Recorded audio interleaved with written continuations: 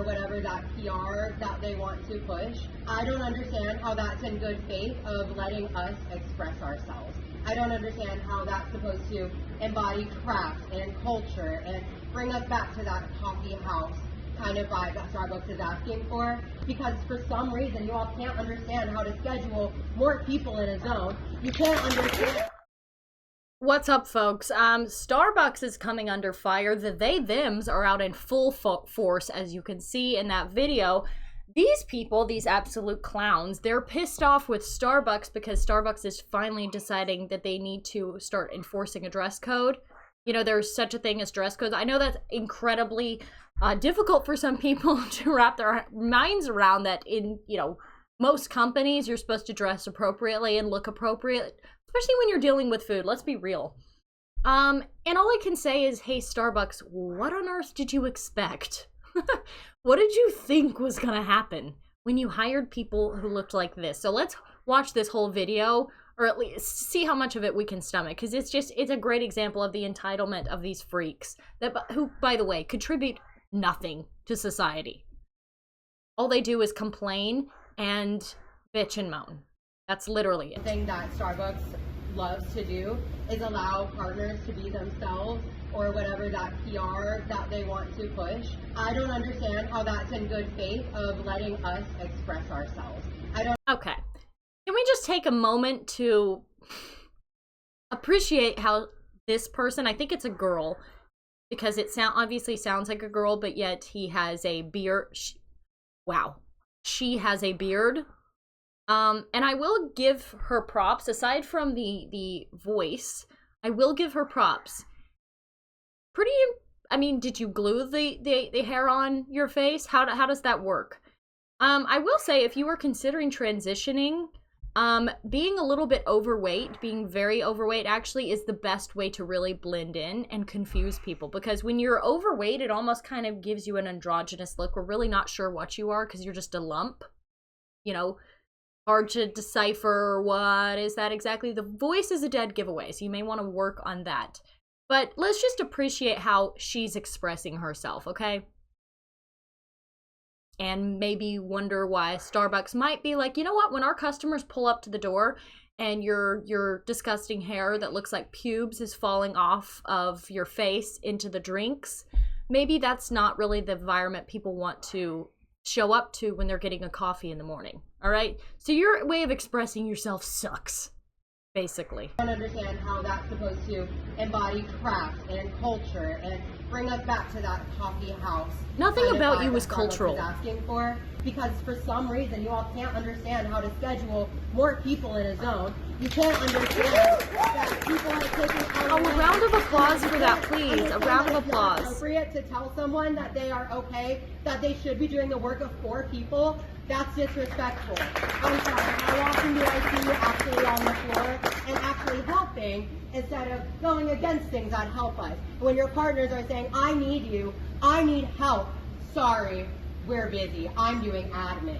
Sorry. This is not a legal action that Starbucks is taking by unilaterally deciding what to dress. Dude, these people are such losers. It's shocking. Look how they are dressed. Look how they are dressed. You guys suck. It's like, why is it that the shittiest demographic, the shittiest people in the world demand the most attention, demand the most rights, and demand the most of everything? Like, they want the king portion of everything. They want the red carpet pulled out for them. I'm like, you suck. You are the shittiest demographic in America. I'm shocked you can even hold down a job. And now they're complaining that they're not allowed to express themselves. Hey, dummy, we all have to go to work. We all have to get ready and look presentable. And then we can all come home and we can be the fat slobs that we want to be. And we can dress up like disgusting. I don't know what you want to do on your free time. Be a furry? Like, what's next? Oh, you don't want me to be able to make love with my partner in the restaurant on my time? What? And of course, I'm having to word this nicely. But you know what I mean? Like, what is the end to this insanity? There is no end to this insanity. That's why we have to stop this. And the fact that these people have any power, the fact that any people are not just laughing them out of the building, like, oh my gosh, who let the freak talk? Oh my gosh, the freak thinks he has opinions. My gosh, the freak thinks we care. Nobody asked. Nobody cares. Okay? No one cares except for you. You care a lot about you. Code is going to be, and then creating this so-called feedback session where the dress code's already created, and we're just expected to let off some steam and still accept it. Line down. This isn't a feedback that any of these partners feel manipulated by all of you all who are also continuing to push this agenda on us. And that's all I really offer you. Yeah, sure. Let's have a round of applause for that. What even was that? I don't even think they know what they want. They really don't. This is a generation of spoiled, rotten kids. This is the generation of kids that were raised in daycares. And the one that screamed the loudest at the daycare got the most attention. Okay, this is what's happening to society, I'm convinced. A, there's a lack of actual discipline. Like, anybody who knows what actual discipline is. Okay, I received it.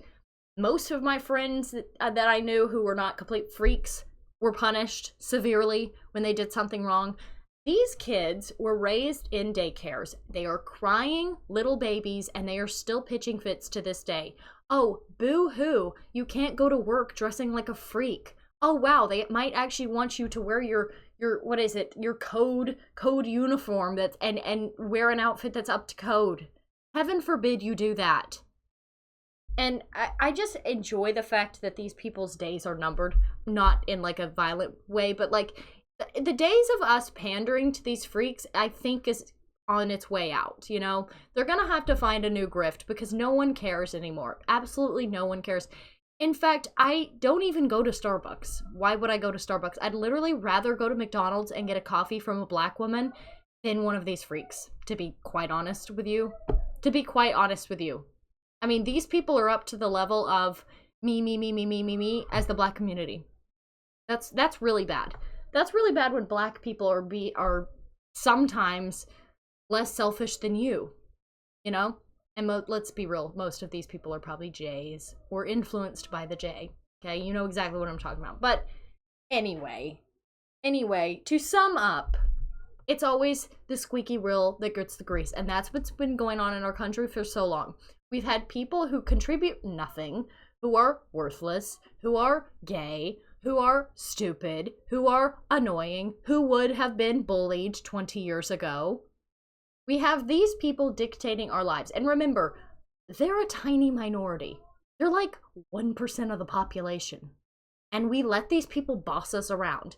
These are the people, just keep in mind, these are the people doxing your home. These are the people trying to get your address. These are the people trying to get you fired. These are the people who get offended and want to take away your freedom of speech. Meanwhile, they will fight tooth and nail for their freedom to express themselves and look retarded. Well, you know what? Be my guest. But I don't think we're no longer being bullied by these people. We need to reverse the roles. Like, what happened? What happened? What did they do? What happened when the bullies now have become the bullied? And the bullies, by the way, were the good guys, okay? Most people who got bullied for justifiable reasons, all right? Because they were a loser, they were a freak, they were a creep. Something's going on, all right? And I used to be the person that would always be friends with the underdog because I felt bad. And then I always quickly realized, oh, the reason why you're there's a reason why you're being bullied. And it's not just because everybody's terrible and out to get you. It's because you suck. And that's what we need to bring back in America to save things.